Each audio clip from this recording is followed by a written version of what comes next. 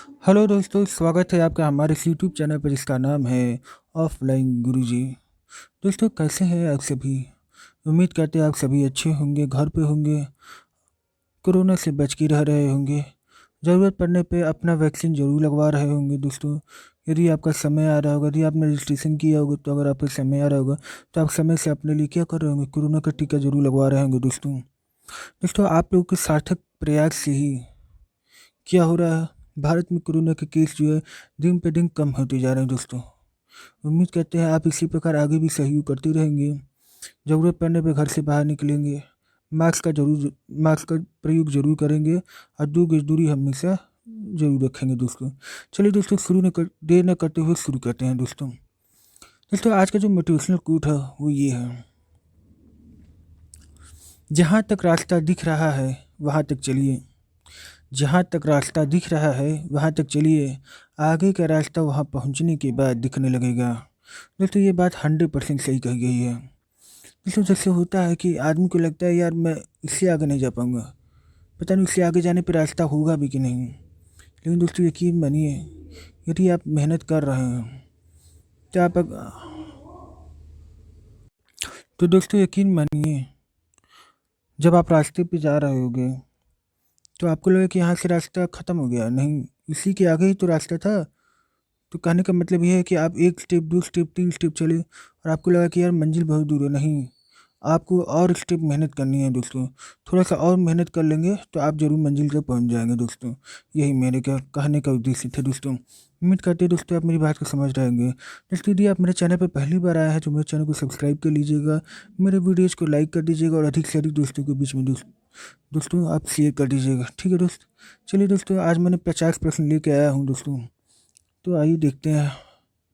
दोस्तों, यह 251 से स्टार्ट हो रहा है क्वेश्चन दोस्तों। 250 क्वेश्चन मैंने पिछली वीडियो में बता चुका हूँ। अब मैं 251 से शुरू करता हूँ दोस्तों। दोस्तों, मेगास्थनीज के अनुसार भारतीय समाज कितने भागों में विभक्त था?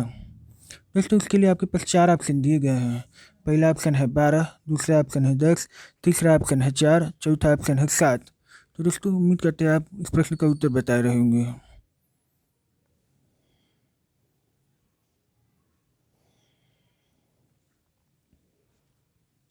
उम्मीद करते हैं दोस्तों आपने इस प्रश्न का उत्तर जरूर बता दिया होगा दोस्तों। मगर स्तनीज के अनुसार भारतीय समाज जो था दोस्तों, वो आपके 7 भागों में बटा था दोस्तों। कितने भागों में बटा था दोस्तों? 7 भागों में बटा था। ठीक है दोस्तों। दोस्तों, कहा जाता है कि जो मेगास्थनीज था वो कौन था? दोस्तों, सबसे पहले तो आप सेल्यूकस के बारे में जान लीजिए।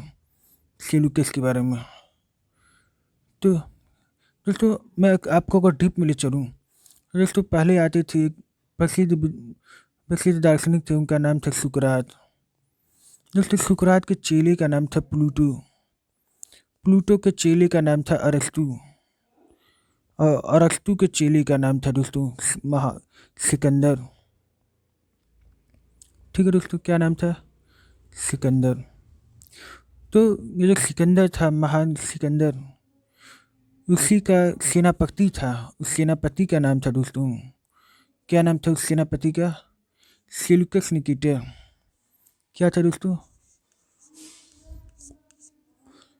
से, सेल्यूकस सेल्यूकस निकेटर। ठीक है दोस्तों, ये सेल्यूकस निकेटर था। दोस्तों, होता क्या है कि सिकंदर तो मगध में आकर तो लड़ा नहीं, वो तो पंजाब साइड में पूरब से लड़के के वहीं से निकल लिया, क्योंकि वो डर गया था। ठीक है दोस्तों, कि आगे जाएंगे तो हम मारे जाएंगे, तो सिकंदर वहीं से वापस चला गया था। लेकिन जो उसका सेनापति था दोस्तों, सेल्यूकस निकेटर, वो लड़ा। तो जब उसके मर जाने के बाद जब सेल्यूकस निकेटर राजा बना, तो वो क्या किया, उसने जो है चंद्रगुप्त मौर्य से लड़ाई लड़ी, युद्ध लड़ा। उसमें क्या हुआ दोस्तों, सेल्यूकस निकेटर बहुत बुरी तरह हार गया। जब दोस्तों सेल्यूकस निकेटर बुरी तरह हार गया, तो उसको जो है कुछ क्षेत्र जो है चंद्रगुप्त मौर्य को देना पड़ गया। उस क्षेत्र का नाम था दोस्तों काबुल। ठीक है।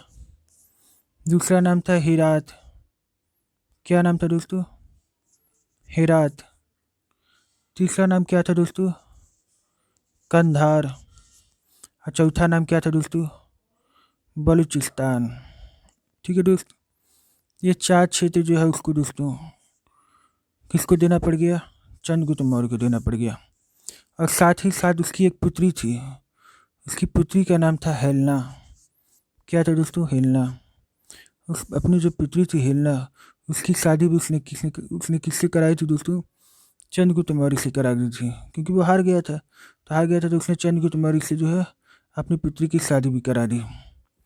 तो दोस्तों यह सब जो विवरण है दोस्तों, मेगास्थनीज की एक पुस्तक का नाम है, जो उसने मेगास्थनीज ने खुद लिखी थी।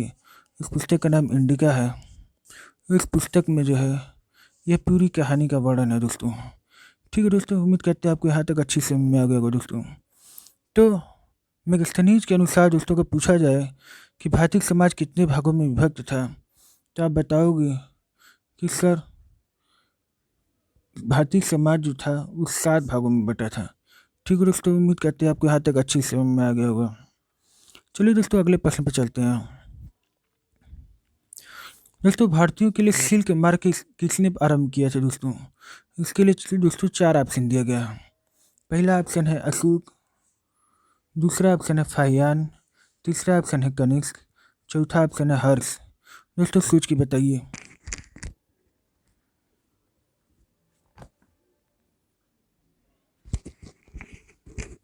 उम्मीद करते हैं दोस्तों आपने इस प्रश्न का उत्तर दे दिया होगा दोस्तों।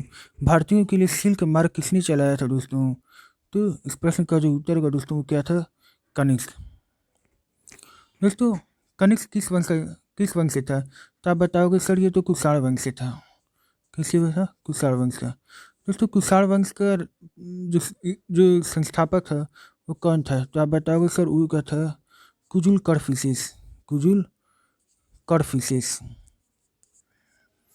कुजुल कडफिसेस जो था दोस्तों वो कुषाण वंश का संस्थापक था। दोस्तों कुषाण वंश का जो प्रसिद्ध राजा हुआ वो राजा हुआ कनिष्क। कौन हुआ दोस्तों? कनिष्क।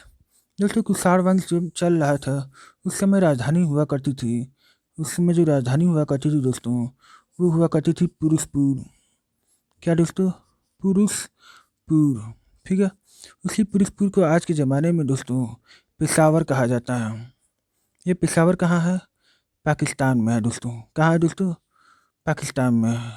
तो अगर आपसे एग्जाम में पूछा जाए कि कुषाण वंश के समय उनकी राजधानी कहाँ हुआ करती थी, तो आप बताओगे सर वो पुरुषपुर हुआ करती थी, जिसको आज के ज़माने में हम पेशावर कहते हैं। पेशावर कहाँ है दोस्तों? पाकिस्तान में। दोस्तों इनकी दूसरी राजधानी भी हुआ करती थी। तो जो दूसरी राजधानी थी दोस्तों वो थी मथुरा। ये मथुरा कहाँ है? उत्तर प्रदेश। भगवान श्री कृष्ण की नगरी है मथुरा, उत्तर प्रदेश में। तो दोस्तों उम्मीद करते हैं आपको यहाँ तक अच्छी समझ में आया होगा। दोस्तों एग्जाम में क्वेश्चन आता है दोस्तों कि सोने के सिक्के सर्वप्रथम किसने चलाए? तो अगर आपसे पूछा जाए कि सोने के सिक्के सर्वप्रथम किसने चलाए, तो आप बताना सर यूनानियों ने चलाए।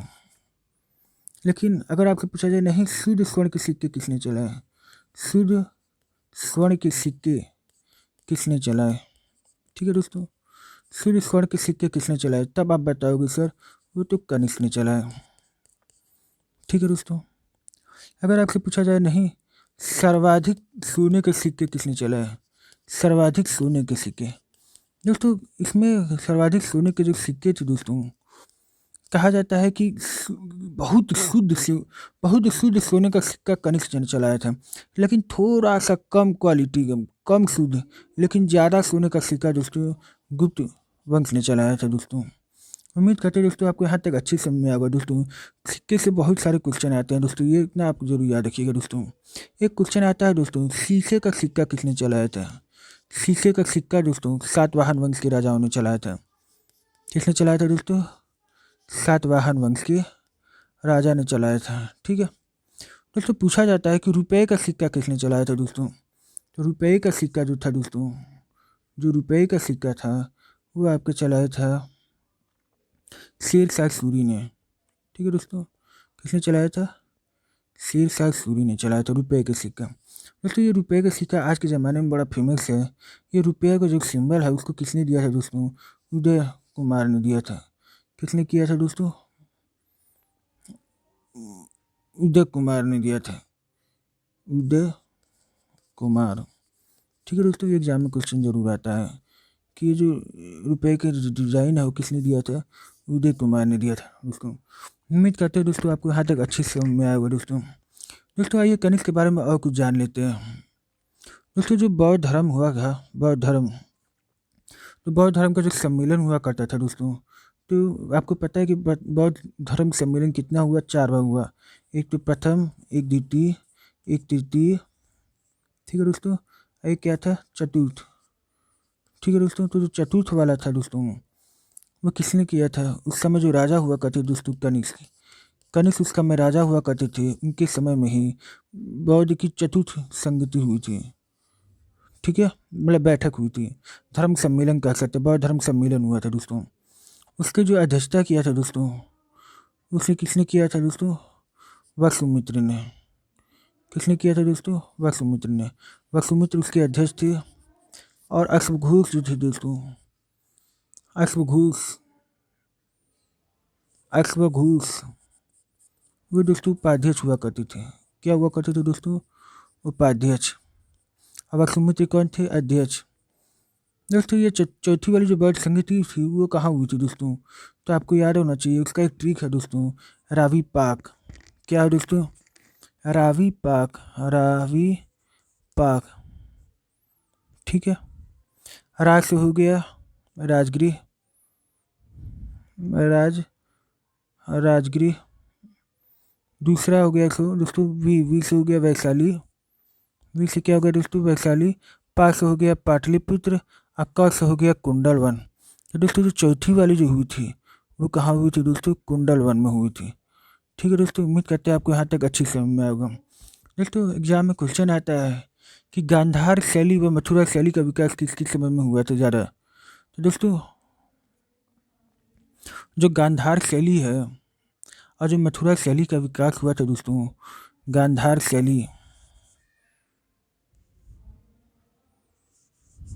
शैली और जो मथुरा शैली हुआ करती थी दोस्तों, इन दोनों शैली का विकास दोस्तों इसी राजा कनिष्क के समय में हुआ था दोस्तों, ठीक है दोस्तों। उम्मीद करते हैं आपको यहाँ तक अच्छी समझ में आ गया हो। दोस्तों इस प्रश्न का जो उत्तर होगा दोस्तों कि भारतीयों के लिए सिल्क मार्ग किसने आरंभ किए? तो आप बताना कनिष्क, ठीक है दोस्तों। चलिए अगले प्रश्न पर चलते हैं दोस्तों। दोस्तों भारत में 4 फरवरी को किस रूप में मनाया जाता है दोस्तों? बताइए। पहला ऑप्शन है राष्ट्रीय कैंसर दिवस, दूसरा ऑप्शन है राष्ट्रीय क्षय रोग दिवस, तीसरा ऑप्शन है राष्ट्रीय स्वच्छ दिवस, या चौथा ऑप्शन में से कोई नहीं।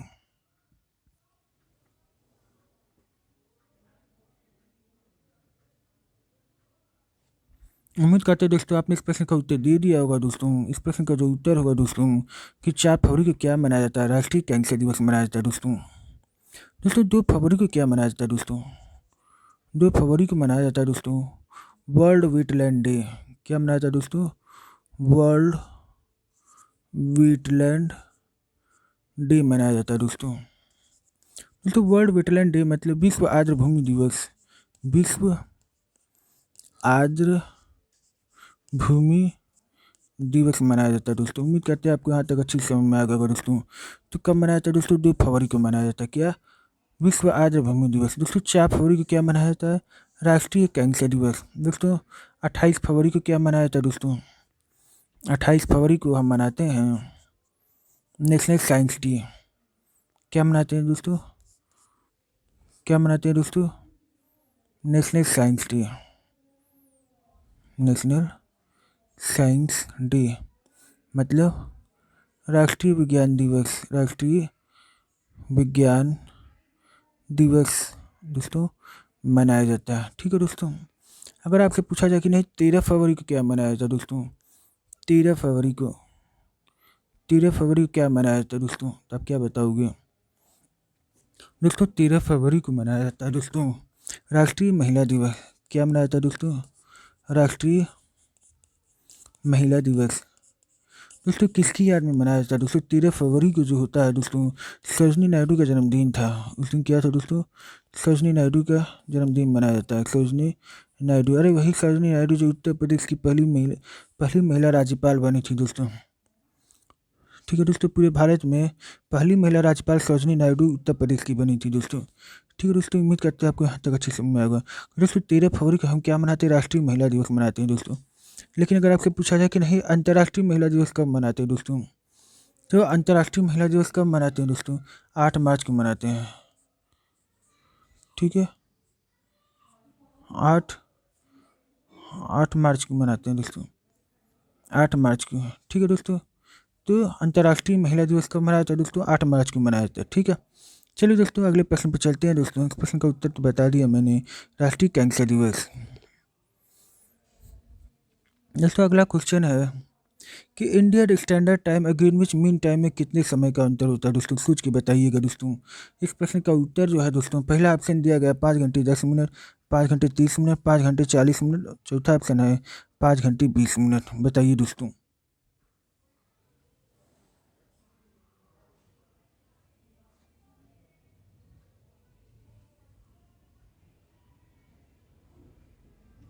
उम्मीद करते हैं दोस्तों आपने इस प्रश्न का उत्तर दे दिया होगा दोस्तों। इस प्रश्न दोस्तों इस प्रश्न का जो उत्तर होगा दोस्तों 5 घंटे 30 मिनट। अब आइए दोस्तों समझ लेते हैं कैसे हुआ। दोस्तों हमारा जो भारत धरती है, ये धरती कुछ ऐसी है ना। तो जब धरती हमारी ऐसी है दोस्तों, एक मिनट देखते हैं, एक से बना देते हैं, ठीक है दोस्तों।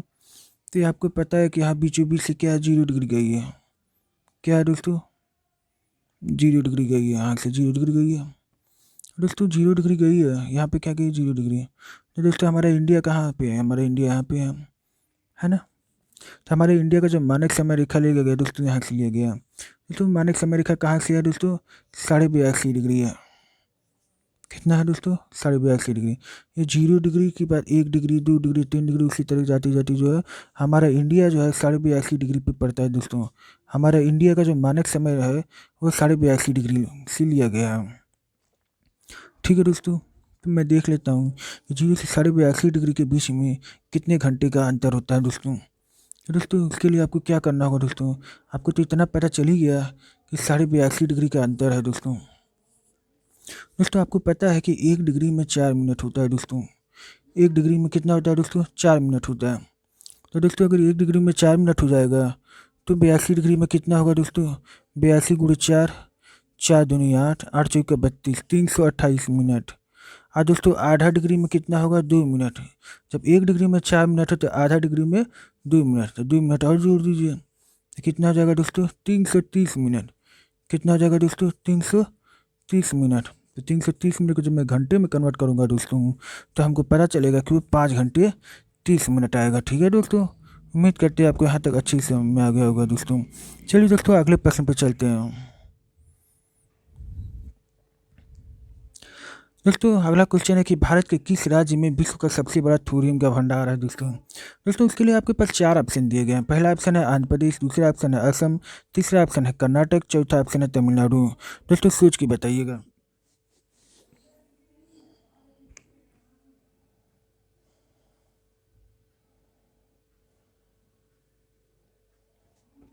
दोस्तों उम्मीद करते हैं आपने इस प्रश्न का उत्तर दे दिया होगा दोस्तों। भारत के किस राज्य में विश्व का सबसे बड़ा थोरियम है दोस्तों? आंध्र प्रदेश में है दोस्तों। दोस्तों आंध्र प्रदेश के बारे में आप क्या जानते हैं दोस्तों? आंध्र प्रदेश की जो अभी राजधानी है वो क्या है? हैदराबाद है। क्या है दोस्तों? हैदराबाद, हैदराबाद। लेकिन आने वाले समय में दोस्तों इसकी जो राजधानी हो जाएगी वो हो जाएगी दोस्तों अमरावती।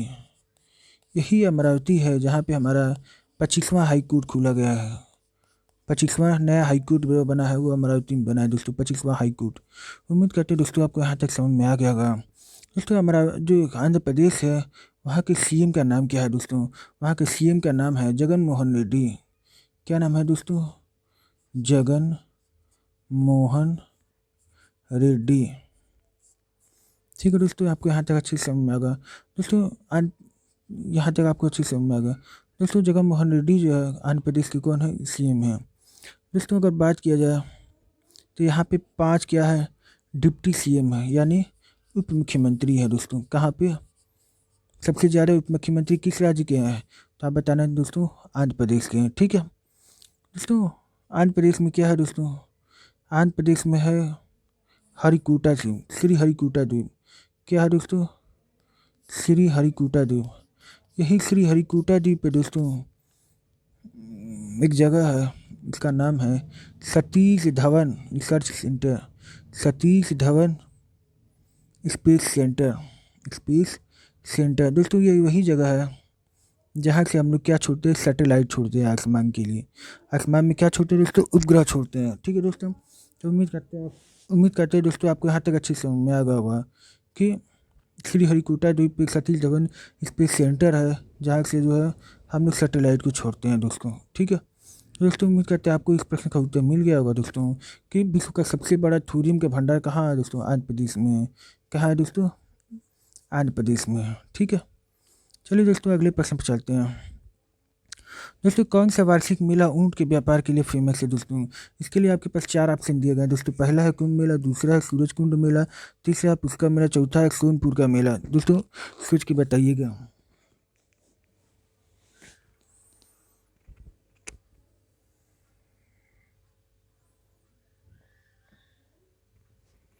उम्मीद करते हैं दोस्तों आपने इस प्रश्न का उत्तर दे दिया होगा दोस्तों। कौन सा वार्षिक मेला ऊंट के व्यापार के लिए फेमस है दोस्तों, पुष्कर मेला। दोस्तों पुष्कर कहाँ है दोस्तों, पुष्कर आपका राजस्थान में पड़ता है। पुष्कर कहाँ है दोस्तों, राजस्थान में पड़ता है। ठीक है, पुष्कर कहाँ है दोस्तों, राजस्थान में है। तो अगर पुष्कर राजस्थान में है तो वहीं पे क्या फेमस ऊँट का मेला लगता है दोस्तों। दोस्तों पुष्कर एकमात्र ऐसा मंदिर है, पुष्कर में एक मंदिर है जो ब्रह्मा जी के लिए फेमस है दोस्तों। ब्रह्मा जी के लिए एकमात्र मंदिर कहाँ पे है दोस्तों, अगर एग्जाम में क्वेश्चन आए तो आप बताना दोस्तों पुष्कर। ठीक है दोस्तों, जो कि कहाँ है, राजस्थान में है। दोस्तों सोनपुर का मेला भी कुछ जाना जाता है दोस्तों। सोनपुर का मेला एग्जाम में क्वेश्चन पूछता है कि विश्व का सबसे बड़ा पशु मेला कहाँ लगता है दोस्तों। विश्व का सबसे बड़ा पशु मेला, विश्व का सबसे बड़ा पशु मेला कहाँ लगता है दोस्तों। तो आप क्या बताओगे दोस्तों, यही बताना, सोनपुर का मेला। ठीक है दोस्तों, क्या बताओगे दोस्तों, सोनपुर का मेला जो है पूरे विश्व का सबसे बड़ा पशु मेला लगता है। दोस्तों सोनपुर मेला कहाँ है दोस्तों, बिहार में है। ठीक है दोस्तों, उम्मीद करते हैं आपको यहाँ तक अच्छी समझ में आ गया होगा दोस्तों। चलिए अगले प्रश्न पर चलते हैं दोस्तों। निम्नलिखित में से वह कौन सा राज्य है जिससे होकर कर्क रेखा गुजरती है दोस्तों। उम्मीद करते हैं आप अच्छे से बता देंगे दोस्तों इस प्रश्न का उत्तर। दोस्तों इस प्रश्न के लिए 4 ऑप्शन दिया गया। पहला ऑप्शन है बिहार, दूसरा ऑप्शन है झारखंड, तीसरा ऑप्शन है हिमाचल प्रदेश, चौथा ऑप्शन है उत्तर प्रदेश।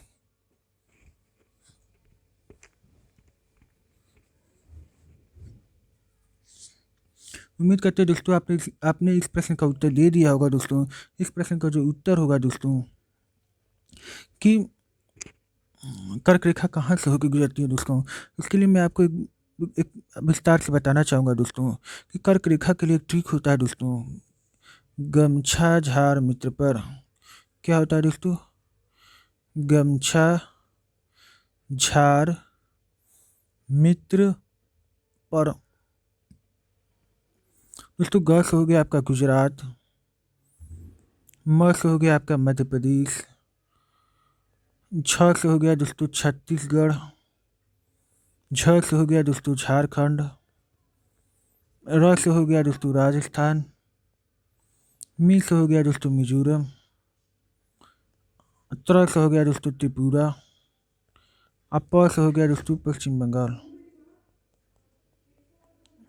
ठीक है दोस्तों, उम्मीद करते हैं आपको इस प्रश्न का उत्तर मिल गया होगा दोस्तों।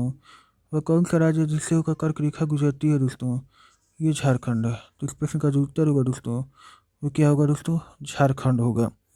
तो आपसे पूछा गया कि निम्नलिखित में से वह कौन सा राज्य है जिससे होकर कर्क रेखा गुजरती है दोस्तों। इसमें देख लीजिए 8 राज्य है, 8 राज्य में आपको झारखंड मिल गया, तो ये झारखंड से होकर गुजरती है। दोस्तों आपसे पूछा जाए कि पश्चिम से पूरब में राज्य का क्रम बताइए, तो कैसे बताओगे दोस्तों।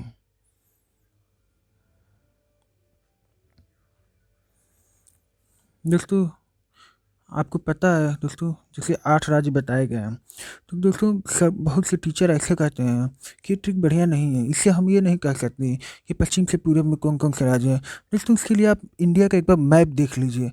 आप इंडिया का मैप देख लेंगे, आपको अंदाज़ा हो जाएगा कौन सा पहले पड़ेगा कौन सा बाद में पड़ेगा दोस्तों।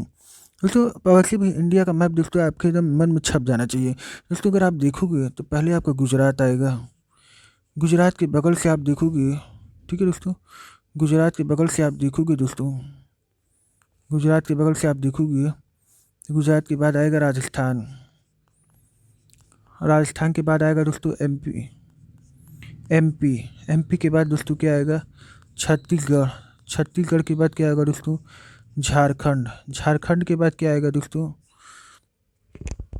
झारखंड के बाद क्या आएगा दोस्तों? पश्चिम बंगाल। ठीक है। अब पश्चिम बंगाल के बाद क्या आएगा दोस्तों? पश्चिम बंगाल के बाद आएगा दोस्तों त्रिपुरा। क्या आएगा दोस्तों? त्रिपुरा।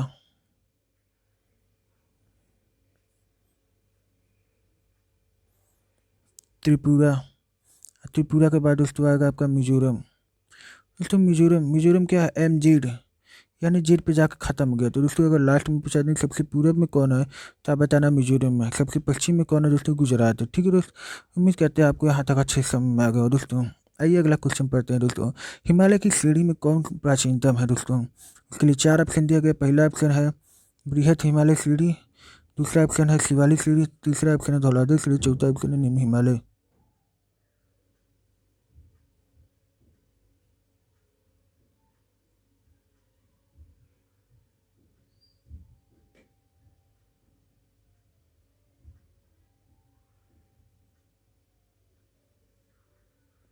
उम्मीद करते हैं दोस्तों आपने इस प्रश्न का उत्तर दे दिया होगा दोस्तों। हिमालय की श्रेणी में प्राचीनतम कौन है दोस्तों? बृहत हिमालय। कौन है दोस्तों? बृहत हिमालय। ठीक है दोस्तों, कैसे होगा दोस्तों? आपको ये पता होना चाहिए कि एक ऐसे हिमालय गया है, एक ऐसी हिमालय गया है, एक ऐसी हिमालय गया है। दोस्तों इसको हम बोलते हैं ग्रेटर हिमालय। क्या बोलते हैं दोस्तों? ग्रेटर हिमालय बोलते हैं। इसको क्या बोलते हैं? लेसर हिमालय। इसको क्या बोलते हैं दोस्तों? शिवालिक हिमालय। तो दोस्तों सबसे पहले ये बना, उसके बाद तब ये बना, उसके बाद तब दोस्तों ये बना। दोस्तों ग्रेटर हिमालय और लेसर हिमालय के बीच में एक बाउंड्री होती है दोस्तों, उसको बोलते हैं मेन बाउंड्री। एक तो यहाँ पे होता है मेन बाउंड्री थ्रस्ट। यहाँ पे क्या होता है दोस्तों? Main boundary thrust. Main boundary thrust होता है। और यहाँ पे क्या होता है दोस्तों? मेन बाउंड्री फॉल्ट होता है। ठीक है, मेन बाउंड्री फॉल्ट होता है। यहाँ पे जो है मेन सेंट्रल थ्रस्ट होता है। आपसे पूछा जाए कि ग्रेटर हिमालय और लेसर हिमालय के बीच में कौन आता है, तो आप बताओगे मेन सेंट्रल थ्रस्ट आता है दोस्तों। लेसर हिमालय शिवालिक हिमालय के बीच में कौन आता है दोस्तों, तो आप बताओगे दोस्तों मेन बाउंड्री फॉल्ट। ठीक है दोस्त, उम्मीद करते हैं आपको यहाँ तक अच्छे से समझ में आ गया होगा। दोस्तों इस प्रश्न का जो उत्तर होगा मैंने बता दिया है, क्या होगा? बृहत हिमालय श्रेणी। चलिए दोस्तों अगले प्रश्न पर चलते हैं दोस्तों। पटकाई बूम, नागा हिल और लुसाई हिल ये कहाँ पे है? उसके लिए 4 ऑप्शन दिया गया। पहला ऑप्शन विंध्याचल, दूसरा ऑप्शन सतपुड़ा, तीसरा ऑप्शन पूर्वोत्तर, चौथा ऑप्शन है पूर्वी घाट।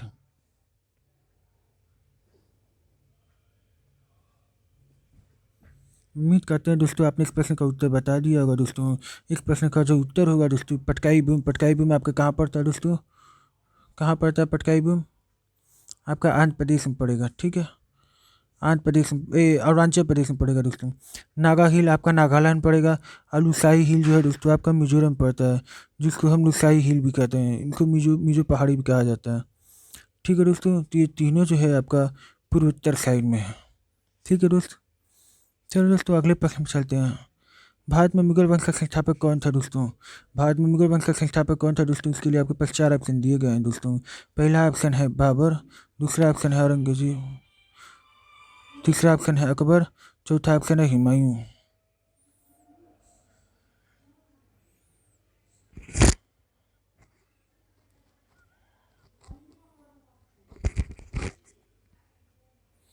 उम्मीद करते हैं दोस्तों आपने इस प्रश्न का उत्तर दे दिया होगा दोस्तों। भारत में मुगल वंश का संस्थापक दोस्तों कौन था? बाबर था। कौन था दोस्तों? बाबर था। ठीक है दोस्तों, बाबर ने 4 लड़ाइयाँ लड़ी थी। ठीक है दोस्तों, तो दोस्तों बाबर ने 4 लड़ाई लड़ी थी दोस्तों। वो 4 लड़ाई का नाम क्या था दोस्तों? तो आपको लिए उसके लिए ठीक याद रखना होगा दोस्तों। पानी पिए, पानी पिए, खाना खाए, खाना खाए, चटनी चाटे, चटनी चाटी, घाघरा की चूली, घाघरा की चूली। दोस्तों इससे आप क्या कर सकते हैं दोस्तों? इससे आप इतने याद रख सकते हैं कि पहले जो आया था वो दोस्तों पानीपत का युद्ध आया था, दूसरा आया था दोस्तों खानवा का युद्ध, तीसरा आया था दोस्तों चंदेरी का युद्ध, तीसरा क्या आया था दोस्तों? तीसरा क्या आया था? चंदेरी का युद्ध। और चौथा क्या आया था दोस्तों? घाघरा का युद्ध। ठीक है दोस्तों,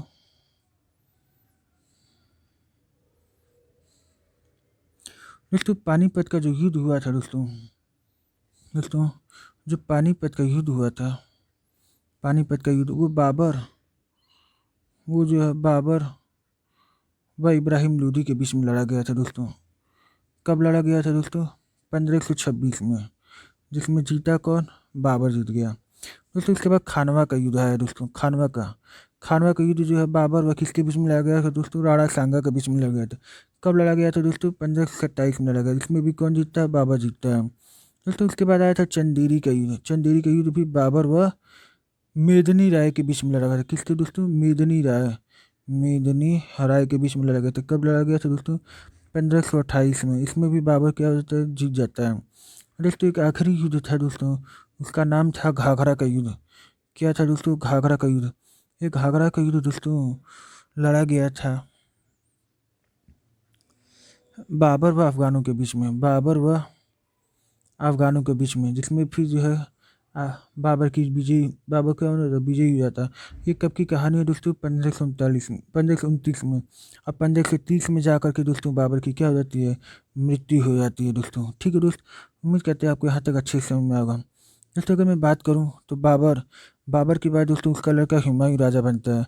हुमायूं के बाद दोस्तों हुमायूं का लड़का अकबर राजा बनता है दोस्तों। अकबर का राजा फिर अकबर का लड़का जहांगीर था, वो अकबर के बाद राजा बनता है दोस्तों। जहांगीर के बाद जो है उसका लड़का आता है शाहजहां, तो शाहजहां राजा बनता है दोस्तों।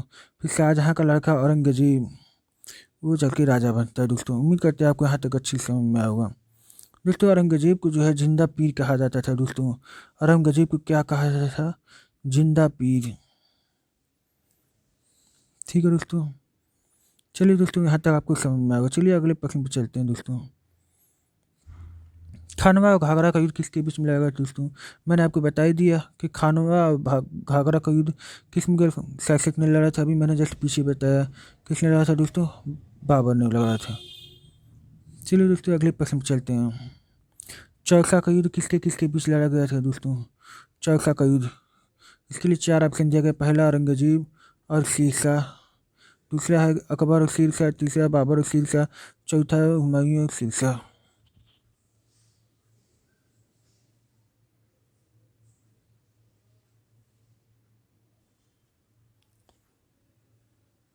दोस्तों उम्मीद करते हैं आपने इस प्रश्न का उत्तर दे दिया होगा दोस्तों। इस प्रश्न का उत्तर है चरखा को किसके किसके बीच लड़ा गया दोस्तों? हुमायूं और शेरशाह के बीच में लड़ा गया था दोस्तों। दोस्तों मैं बताना चाहूँगा दोस्तों कि 1531 में एक लड़ाई लड़ी गई थी दोस्तों, जिसका नाम था देवरा का युद्ध। देवरा का युद्ध, देवरा का युद्ध। ठीक है दोस्तों, फिर इसके बाद दोस्तों 1539 में चरखा लड़ा गया था। ठीक है, चरखा का युद्ध किसके किसके बीच में? हुमायूं और शेरशाह के बीच में दोस्तों। उसके बाद 1540 में दोस्तों बिलग्राम का युद्ध लड़ा गया था। किसका? बिलग्राम का युद्ध। इसी बिलग्राम युद्ध में जो है दोस्तों हुमायूं की पराजय हो जाती है। हुमायूं जो है अपना राजपाट छू छाड़ करके कहाँ चला जाता है दोस्तों? अफ़गानिस्तान साइड में वो चला जाता है दोस्तों। ठीक है दोस्त, चलिए दोस्तों उम्मीद करते हैं आपको इस प्रश्न का उत्तर मिल गया होगा दोस्तों। चलिए अगले प्रश्न पर चलते हैं दोस्तों। सुलह कुल की नीति किसने अपनाई थी दोस्तों? इसके लिए 4 ऑप्शन दिया गया। पहला ऑप्शन है बाबर, दूसरा ऑप्शन है हुमायूं, तीसरा ऑप्शन है शाहजहां, चौथा ऑप्शन है अकबर।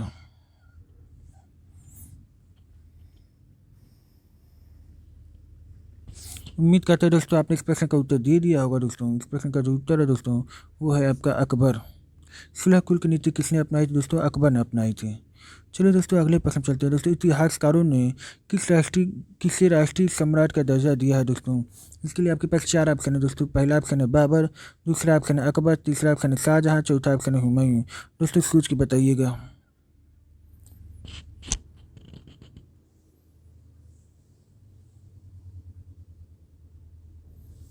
उम्मीद करते हैं दोस्तों आपने इस प्रश्न का उत्तर दे दिया होगा दोस्तों। इस प्रश्न का जो उत्तर होगा दोस्तों, इतिहासकारों ने राष्ट्रीय सम्राट का दर्जा दोस्तों अकबर को दिया है। किसको दिया है दोस्तों? अकबर को। चलिए दोस्तों अगले प्रश्न पर चलते हैं दोस्तों। भारत 22 क्या है? भारत 22 क्या है दोस्तों? भारत 22 क्या है दोस्तों? इसके लिए आपके पास 4 ऑप्शन दिया गया है। एक नए सोलर लैम्प का नाम, दूसरा ऑप्शन है सीबी का नया विंग, तीसरा ऑप्शन है एक्सचेंज ट्रेडेड फंड, चौथा ऑप्शन है इनमें से कोई नहीं।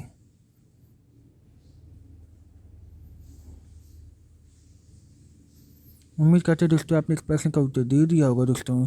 भारत 22 क्या है दोस्तों? एक्सचेंज ट्रेडेड फंड ETF है। ठीक है दोस्त, चलिए अगले प्रश्न पर चलते हैं दोस्तों। दोस्तों भारत में सबसे पहले रेडियो स्टेशन कहाँ स्थापित किए गए थे दोस्तों?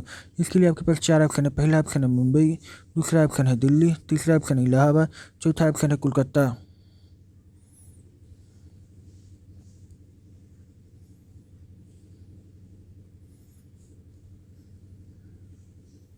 उम्मीद करते हैं दोस्तों आपने इस प्रश्न का उत्तर दे दिया होगा दोस्तों कि भारत में सबसे पहले रेडियो स्टेशन कहाँ स्थापित किए थे दोस्तों?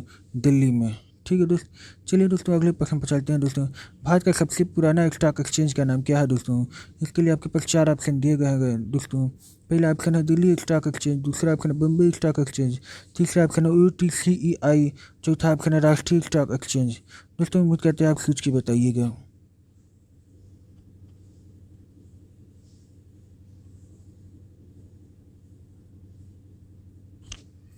उम्मीद करते हैं दोस्तों आपने इस प्रश्न का उत्तर दे दिए होंगे। भारत का सबसे पुराना स्टॉक एक्सचेंज का नाम क्या है दोस्तों?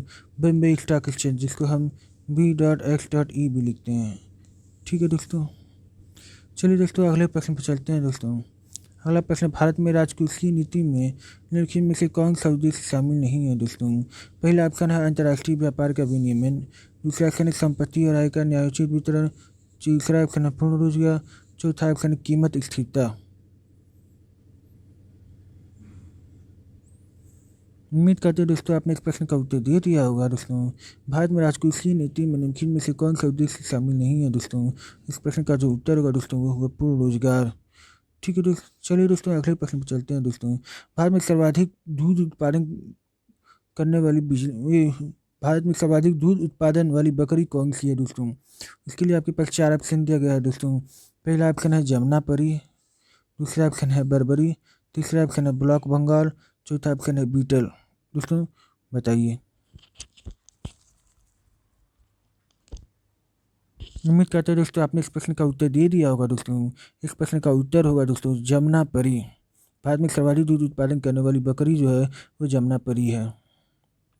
चलिए दोस्तों अगले प्रश्न पर चलते हैं दोस्तों। भारत में हायसिंथ नाम की जंगली घास किस महाद्वीप से आई है दोस्तों? इसके लिए आपके पास चार ऑप्शन दिए गए हैं।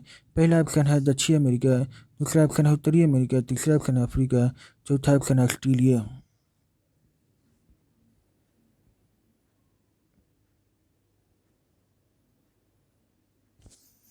उम्मीद करते हैं दोस्तों आपने इस प्रश्न का उत्तर दे दिया होगा दोस्तों। इस प्रश्न का उत्तर है दक्षिण अमेरिका।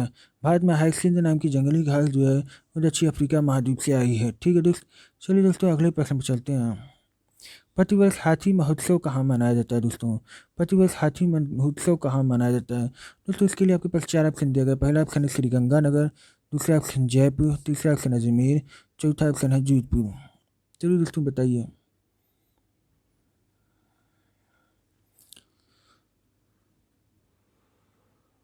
उम्मीद करते हैं दोस्तों आपने इस प्रश्न का उत्तर दे दिया होगा दोस्तों। प्रतिवर्ष हाथी महोत्सव दोस्तों जयपुर में मनाया जाता है, वही जयपुर जो राजस्थान की राजधानी हुआ करती है दोस्तों। दोस्तों राजस्थान के बारे में यदि बात किया जाए तो इस समय राजस्थान के जो वर्तमान में CM है दोस्तों उनका नाम है अशोक गहलोत। क्या नाम है दोस्तों? अशोक अशोक गहलोत नाम है दोस्तों। वहाँ के जो राज्यपाल है दोस्तों उनका नाम है कलराज मिश्र। कलराज मिश्र।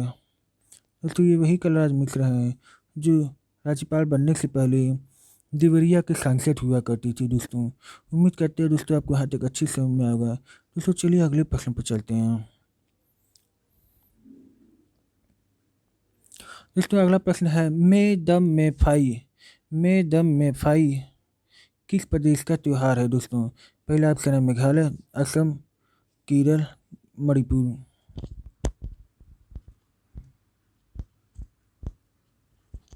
उम्मीद करते हैं दोस्तों आपने इस प्रश्न का उत्तर दे दिया होगा दोस्तों। मे दम में फाई किस प्रदेश का त्यौहार है दोस्तों? असम का। ठीक है दोस्त, चलिए अगले प्रश्न पर चलते हैं दोस्तों। गुरुमुखी डोगरी और सिंधी लिपि किस लिपि से आई है या किस लिपि से हुई है दोस्तों? पहला ऑप्शन है शारदा लिपि, दूसरा ऑप्शन है ब्राह्मी लिपि, तीसरा ऑप्शन है कुषाण लिपि, चौथा ऑप्शन है टांकरी लिपि।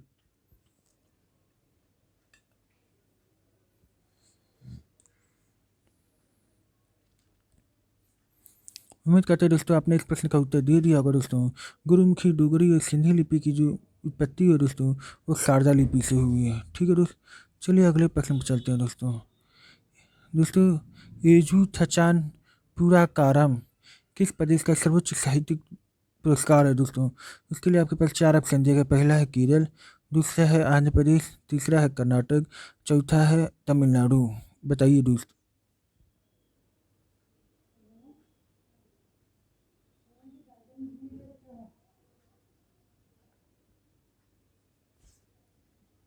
उम्मीद करते हैं दोस्तों आपने इस प्रश्न का उत्तर दे दिया होगा दोस्तों।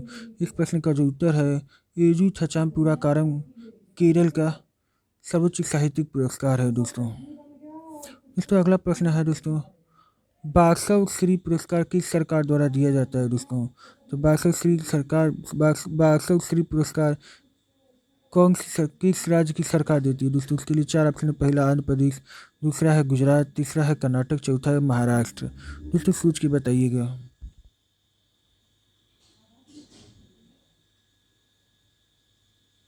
उम्मीद करते हैं दोस्तों आपने इस प्रश्न का उत्तर दे दिया होगा दोस्तों। इस प्रश्न का जो उत्तर होगा दोस्तों कर्नाटक। राष्ट्रीय स्मारक प्राधिकरण के चेयरपर्सन को कौन नियुक्त करता है दोस्तों? इसके लिए आपके पास चार ऑप्शन दिया गया। पहला है उपराष्ट्रपति, दूसरा है राष्ट्रपति, तीसरा है मुख्य न्यायाधीश, चौथा ऑप्शन है दोस्तों प्रधानमंत्री। बताइए दोस्तों सोच समझ के।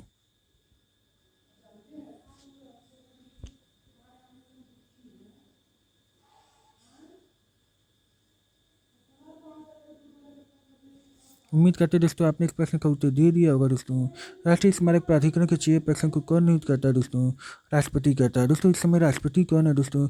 रामनाथ कोविंद है, रामनाथ कोविंद। दोस्तों कौन से नंबर के ये राष्ट्रपति हैं दोस्तों? ठीक है, ये कौन से नंबर के राष्ट्रपति हैं? तो आप क्या बताओगे? ये 14वें नंबर के राष्ट्रपति हैं। कौन से? 14वें नंबर के राष्ट्रपति हैं। ठीक है दोस्तों, अगर आपसे उपराष्ट्रपति का नाम पूछा जाए दोस्तों इस समय जो है वो है वेंकैया नायडू। वेंकैया नायडू दोस्तों कहिए किस नंबर के हैं दोस्तों? ये 13वें नंबर के हैं। ठीक है दोस्तों, कौन नंबर के हैं? 13वें नंबर के। अगर आपसे प्रधानमंत्री नाम पूछा जाए तो नरेंद्र मोदी है, जो कि क्या है 14वें नंबर के प्रधानमंत्री है भारत के। ठीक है दोस्तों, इस समय जो वर्तमान में मुख्य न्यायाधीश है दोस्तों वो कोई रमन करके हैं। ठीक है, उम्मीद करते हैं दोस्तों आपको यहाँ तक अच्छी समझ में आ गया। चलिए अगले प्रश्न पर चलते हैं। तोमर राजपूतों द्वारा बनवाया गया किला राज पिथौरा कहाँ है दोस्तों? इसके लिए आपके पास चार ऑप्शन दिया गया। पहला ऑप्शन है नई दिल्ली, दूसरा है ग्वालियर, तीसरा है अगरतला, चौथा है आगरा।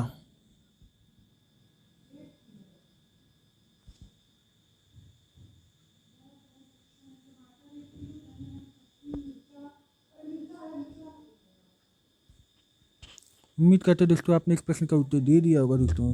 तोमर राजपूतों द्वारा बनवाया गया किला राज पिथौरा कहाँ है दोस्तों? नई दिल्ली में है। कहाँ पे है दोस्तों? नई दिल्ली में है। चलिए दोस्तों अगले प्रश्न पर चलते हैं। दादा साहब फाल्के पुरस्कार की शुरुआत कब से हुई है दोस्तों? तो देखिए 1963 है। पहला ऑप्शन 1963 है, दूसरा ऑप्शन 1966 है, तीसरा ऑप्शन है 1969 है और चौथा ऑप्शन है 1970।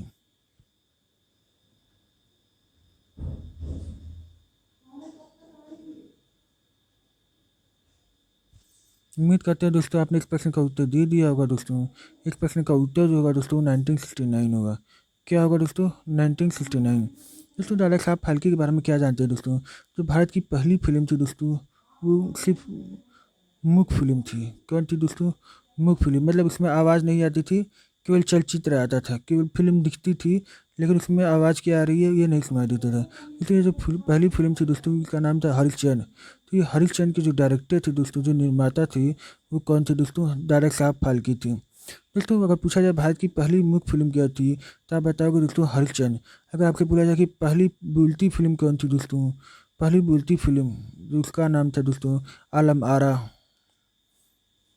आलम आरा। दोस्तों ये फिल्म दिखती भी थी और साथ ही साथ उसमें आवाज़ भी आती थी कि वो कलाकार क्या कहना चाह रहा है। ठीक है दोस्तों, पहली जो फिल्म थी दोस्तों, पहली मूल फिल्म हरिश्चंद्र थी और पहली बोलती फिल्म आलम आरा थी दोस्तों। यदि आपसे पूछा जाए कि रंगीन फिल्म कौन थी दोस्तों, भारत की पहली रंगीन फिल्म कौन थी दोस्तों, तो आप क्या बताओगे दोस्तों? दोस्तों उसकी फिल्म का नाम था किशन कन्हैया। क्या था दोस्तों? किशन कन्हैया। ठीक है दोस्तों, चलिए दोस्तों अगले प्रश्न पर चलते हैं दोस्तों। भगत आंदोलन मुख्य किस जनजाति से संबंधित है? दोस्तों इसके लिए उम्मीद करते हैं आपको 4 ऑप्शन दिए जाते हैं: बिरहूर, कोल, संथाल, भील।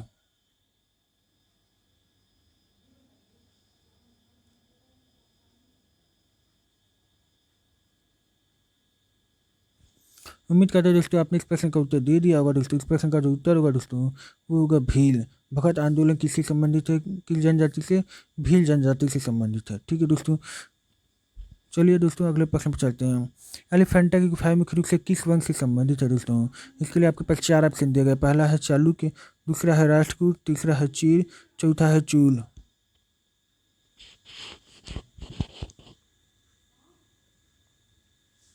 उम्मीद करते हैं दोस्तों आपने इस प्रश्न का उत्तर दे दिए होंगे। दोस्तों इस प्रश्न का जो उत्तर होगा दोस्तों वो क्या होगा दोस्तों? राष्ट्रकूट होगा। ठीक है दोस्तों। चलिए अगले प्रश्न पर चलते हैं। केंद्रीय भारतीय भाषा संस्थान कहाँ स्थित है दोस्तों? इसके लिए आपके पास 4 ऑप्शन दिए गए। पहला ऑप्शन है बेंगलुरु, दूसरा ऑप्शन है दिल्ली, तीसरा ऑप्शन है मुंबई, चौथा ऑप्शन है मैसूर।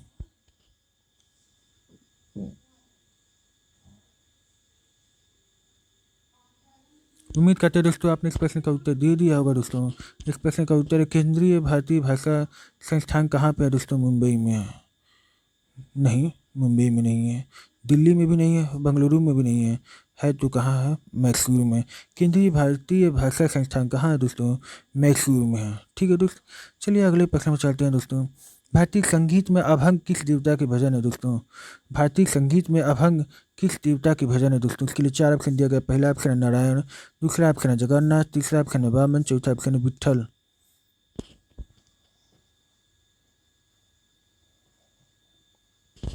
उम्मीद करते हैं दोस्तों आपने इस प्रश्न का उत्तर दे दिए होंगे। भारतीय संगीत में अभंग जो है विट्ठल देवता के भजन है दोस्तों, विट्ठल। चलिए दोस्तों अगले प्रश्न पर चलते हैं। भारतीय मूल के में से किस व्यक्ति का नाम यरूशलेम में भारतीय धर्मशाला से जुड़ा है? दोस्तों इसके लिए आपके पास 4 ऑप्शन दिए गए हैं दोस्तों। पहला ऑप्शन है सालेह वाहिद, दूसरा ऑप्शन है शेख मोहम्मद मुनीर हसन अंसारी, तीसरा ऑप्शन है मोहन जैसन मली, चौथा ऑप्शन है दोस्तों मेदीन सईद करमुद्दीन। उम्मीद करते हैं दोस्तों आपने इस प्रश्न का उत्तर दे दिया होगा। दोस्तों शेख मोहम्मद मुनीर हसन अंसारी जो हैं वो भारतीय मूल की थी और यरूशलेम में भारतीय धर्मशाला से जुड़े हुए थे। ठीक है दोस्तों। चलिए दोस्तों अगले प्रश्न पर चलते हैं। दोस्तों नृत्य रूप लटा पद किस नृत्य से संबंधित है दोस्तों? इसके लिए आपके पास 4 ऑप्शन दिया गया। पहला ऑप्शन है कुचिपुड़ी, दूसरा ऑप्शन है भरतनाट्यम, तीसरा ऑप्शन है उड़ीसी, चौथा ऑप्शन है कथक। उम्मीद करते हैं दोस्तों आपने इस प्रश्न का उत्तर दे दिया होगा। दोस्तों इस प्रश्न का उत्तर है भरतनाट्यम। दोस्तों किस भरतनाट्यम दोस्तों किस राज्य का शास्त्रीय नृत्य है दोस्तों? किस राज्य का नृत्य है? आप क्या बताओगे दोस्तों? भात। बंगाल में क्या कहा जाता है? मच्छी भात खाए हो, मतलब भात, भात माने चावल, तो भात। भात से क्या हो जाएगा? भ से हो गया भरतनाट्यम, अत्ता से हो गया तमिलनाडु। ठीक है दोस्तों। चलिए दोस्तों अगले प्रश्न पर चलते हैं। दोस्तों प्राचीन भीमा देवी मंदिर किस प्रदेश में है दोस्तों? इसके लिए पास आपको 4 ऑप्शन दिए गए। पहला हरियाणा, दूसरा पंजाब, तीसरा बिहार, चौथा उत्तर प्रदेश।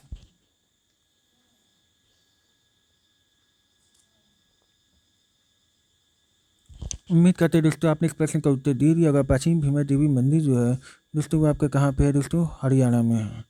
ठीक है। चलिए अगले प्रश्न पर चलते हैं दोस्तों। 13 ताली नृत्य किस प्रदेश का नृत्य है दोस्तों?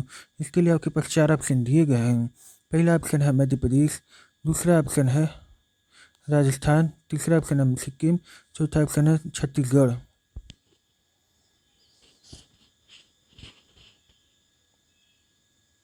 उम्मीद करते हैं दोस्तों आपने इस प्रश्न का उत्तर दे दिया होगा। दोस्तों जो 13 ताली नृत्य है वो आपकी राजस्थान से संबंधित है। ठीक है। चलिए दोस्तों अगले प्रश्न पर चलते हैं। दोस्तों दोनी पोलो किस प्रदेश की जनजातियों का धर्म या रीति है दोस्तों? इसके लिए 4 ऑप्शन दिए गए हैं। पहला ऑप्शन है अरुणाचल प्रदेश, दूसरा ऑप्शन है मेघालय, तीसरा ऑप्शन है सिक्किम, चौथा ऑप्शन है नागालैंड।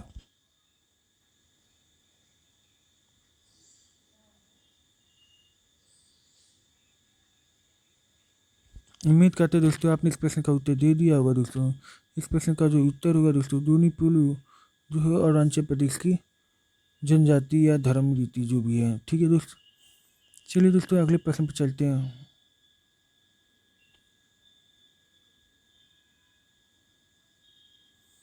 चलिए दोस्तों, यहाँ तक आपको अच्छी समझ में आएगा दोस्तों। इस प्रश्न का जो उत्तर होगा दोस्तों ये होगा अरुणाचल प्रदेश।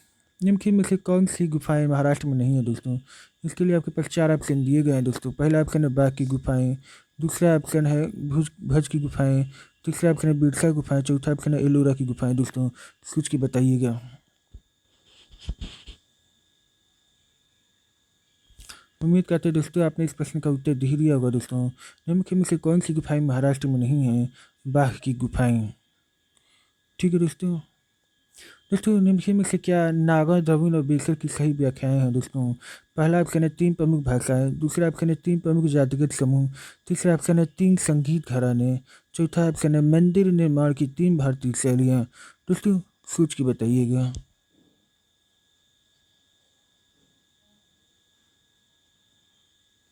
उम्मीद करते हैं दोस्तों आपने इस प्रश्न का उत्तर दे दिया होगा दोस्तों। इस प्रश्न का उत्तर है मंदिर निर्माण की 3 भारतीय शैलियाँ जो है दोस्तों वो कौन कौन सी है? नागर, द्रविड़ और बेसर है दोस्तों। ठीक है, चलिए दोस्तों अगले प्रश्न में आते हैं दोस्तों। ब्लैक पगोड़ा किस प्रदेश में है दोस्तों? इसके लिए आपके पास 4 ऑप्शन दिया। पहला ऑप्शन आंध्र प्रदेश, दूसरा ऑप्शन उड़ीसा, तीसरा ऑप्शन तमिलनाडु, चौथा ऑप्शन केरल।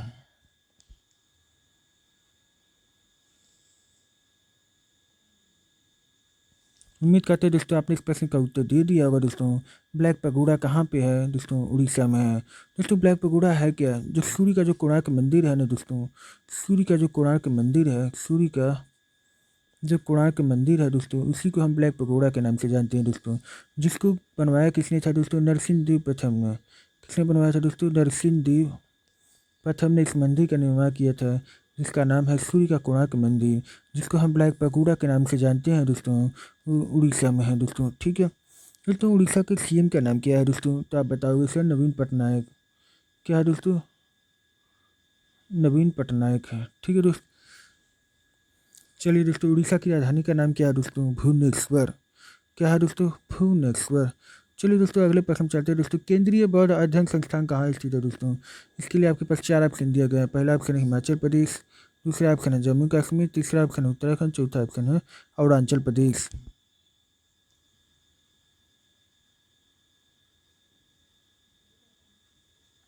उम्मीद करते हैं दोस्तों आपने इस प्रश्न का उत्तर बता दिया। और दोस्तों केंद्रीय बौद्ध अध्ययन संस्थान जो है दोस्तों वो कहाँ पे आपका? जम्मू कश्मीर में है। लेकिन दोस्तों अगर वर्तमान में बात किया जाए दोस्तों तो अब वो जम्मू कश्मीर 2 भागों में बट गया है। तो मुझे लगता है कि इस प्रश्न का जो उत्तर होना चाहिए दोस्तों वो क्या होना चाहिए? लद्दाख। ठीक है दोस्त, क्योंकि लद्दाख में बहुत बहुत बिच्छू रहते हैं ना, तो इस वजह से दोस्तों दोस्तों ये क्वेश्चन जो है पिछले वाला ही रिपीट हो गया है दोस्तों। चलिए अगला प्रश्न पर चलते हैं दोस्तों। मैत्री मंदिर कहाँ स्थित है दोस्तों? बताइए मैत्री मंदिर कहाँ स्थित है? उसके लिए आपके पास 4 ऑप्शन है। पुडुचेरी, तमिलनाडु, आंध्र प्रदेश, केरल।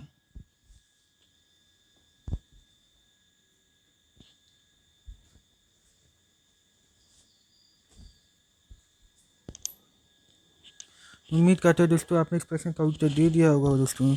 इस प्रश्न का जो उत्तर होगा दोस्तों कि मैत्री मंदिर कहाँ है दोस्तों? मंदिर दोस्तों पुडुचेरी में है। कहाँ पे है दोस्तों? पुडुचेरी में है। ठीक है, दोस्तों इस प्रश्न का जो उत्तर होगा दोस्तों कि मैत्री मंदिर कहाँ? पुडुचेरी में है। ठीक है दोस्त, चलिए दोस्तों अगले प्रश्न पर चलते हैं। दोस्तों इस्कान की स्थापना कब हुई थी दोस्तों? इस्कान एक मंदिर है दोस्तों जिसमें जो है भगवान श्री कृष्ण की जो पूजा पाठ करते हैं वो कोई बहुत सारे अंग्रेज लोग हैं। ठीक है दोस्तों, वही पूछा है कि इस्कान की स्थापना कब हुई थी दोस्तों? बताइए दोस्तों। इसके लिए आपके पास 4 ऑप्शन दिए गए। पहला 1966, दूसरा 1964, चौथा 1968।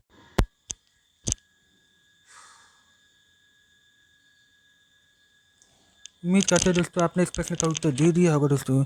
इस्कान की स्थापना कब हुई थी? 1966 में। ठीक है दोस्त, जोधपुर के निकट उड़िया के मंदिरों का शहर किन राजाओं ने बनवाया था दोस्तों?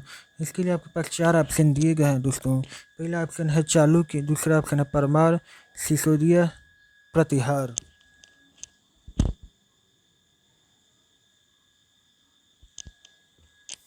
उम्मीद करते हैं दोस्तों आपने इस प्रश्न का उत्तर दे दिया होगा दोस्तों। इस प्रश्न का जो उत्तर होगा दोस्तों, जोधपुर के निकट ओसियां के मंदिरों का शहर जो है दोस्तों, वो प्रतिहार ने बनवाया था। ठीक है, प्रतिहार वंश के राजाओं ने बनवाया था। ठीक है दोस्तों अगला क्वेश्चन है, एमराल्ड बुद्ध का मंदिर कहाँ है दोस्तों। इसके लिए आपके पास 4 ऑप्शन दिए गए हैं दोस्तों। पहला ऑप्शन है कंबोडिया, दूसरा ऑप्शन है लाओस, तीसरा ऑप्शन है वियतनाम, चौथा ऑप्शन है थाईलैंड।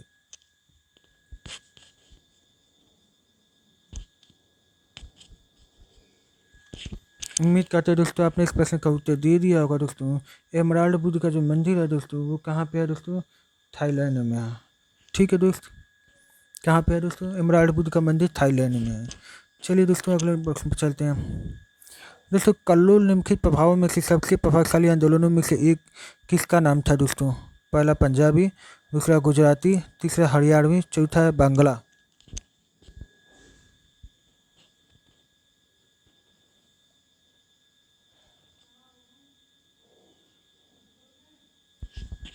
उम्मीद करते हैं दोस्तों आपने इस प्रश्न का उत्तर दे दिया होगा। इस प्रश्न का उत्तर है कल्लोल जो है दोस्तों, निम्नलिखित प्रभाव में सबसे प्रभावशाली आंदोलन में से एक का नाम था दोस्तों, वो था बांग्ला। चलिए दोस्तों अगले प्रश्न पर चलते हैं। दोस्तों इस क्वेश्चन को तो आप चुटकी में बता कर कह सकते हैं दोस्तों।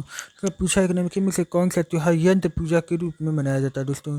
जितने भी लोहे के सामान होते हैं, जितने भी यांत्रिक चीज़ें होती है दोस्तों, उसकी पूजा की जाती है दोस्तों एक स्पेशल डे पे।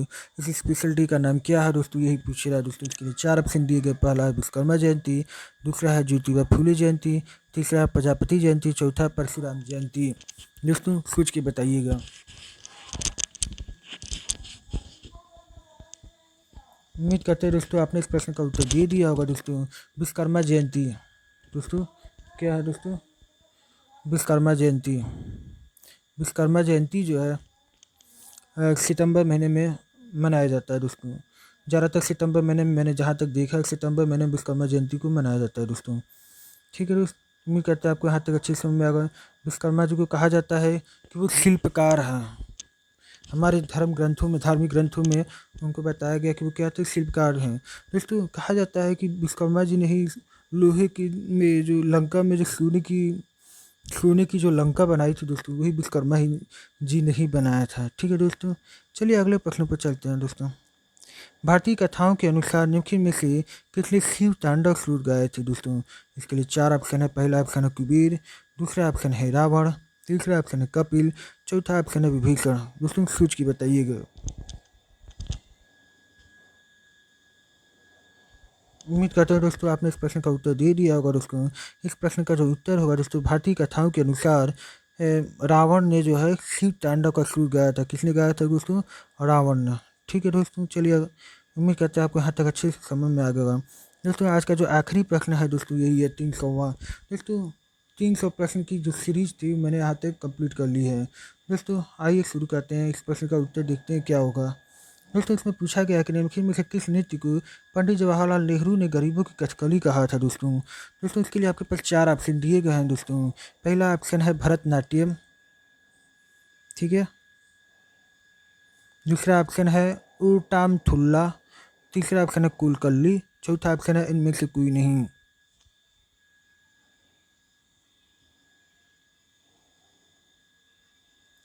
उम्मीद करते हैं दोस्तों आपने इस प्रश्न का उत्तर दे दिया होगा दोस्तों कि ओटाम थुल्ला, ये ओटाम थुल्ला जो है नृत्य को पंडित जवाहरलाल नेहरू ने गरीबों की कथकली कहा था दोस्तों। ओटाम थुल्ला के बारे में यदि जानना चाहिए तो हम बता सकते हैं दोस्तों कि 18वीं सदी में 18वीं सदी में 18वीं सदी में ठीक है दोस्तों, 18वीं सदी में जो थी कुंचन नम्बियार, कौन थे दोस्तों, कुंचन नम्बियार, नम्बियार। ठीक है दोस्तों, 18वीं सदी में कुंचन नम्बियार हुआ करती थी दोस्तों ना। तो उन्होंने ही जो है ये गरीबों की कथकली, जिसको जवाहरलाल नेहरू ने कहा था ओटाम थुल्ला, ये ओटाम थुल्ला नृत्य की जो शुरुआत की थी दोस्तों, कुंचन नम्बियार ने की थी। किसने की थी दोस्तों, कुंचन नम्बियार ने शुरू की थी 18वीं सदी में। तो दोस्तों ये पूछा जाए कि किस राज्य का लोक नृत्य है, तो आप बता सकते हो दोस्तों कि ये केरल राज्य का लोक नृत्य है दोस्तों। उम्मीद करते हैं दोस्तों आपको यहाँ तक अच्छे से समझ में आ गया होगा दोस्तों। आपको हमारे आज के क्वेश्चन सीरीज बहुत ही अच्छे लगे होंगे दोस्तों। उम्मीद करते हैं आपको अच्छे से समझ में आया होगा दोस्तों। दोस्तों मेरी आपसे हाथ जोड़ के एक ही विनती है दोस्तों, यदि आप मेरे चैनल पर पहली बार आए हैं तो मेरे चैनल को सब्सक्राइब कर दीजिएगा, मेरे वीडियोज़ को लाइक कर दीजिएगा और अधिक से अधिक दोस्तों के बीच में दोस्तों से शेयर कर दीजिएगा। दोस्तों मेरा सपोर्ट करिए दोस्तों, बहुत सपोर्ट आपका बहुत कम आ रहा है मेरे चैनल पर दोस्तों। जितना ज़्यादा आप मेरे लिए सपोर्ट करेंगे, हम आपके लिए इतने अच्छे से अच्छा कंटेंट लेके आते रहेंगे दोस्तों, उतने अच्छे से अच्छे मैं आपको एक्सप्लेन करूँगा दोस्तों। चलिए दोस्तों, उम्मीद करते हैं आप मेरा सहयोग पहले से अधिक करेंगे दोस्तों। चलिए दोस्तों, मिलते हैं अगले वीडियो में, तब तक के लिए धन्यवाद। जय हिंद।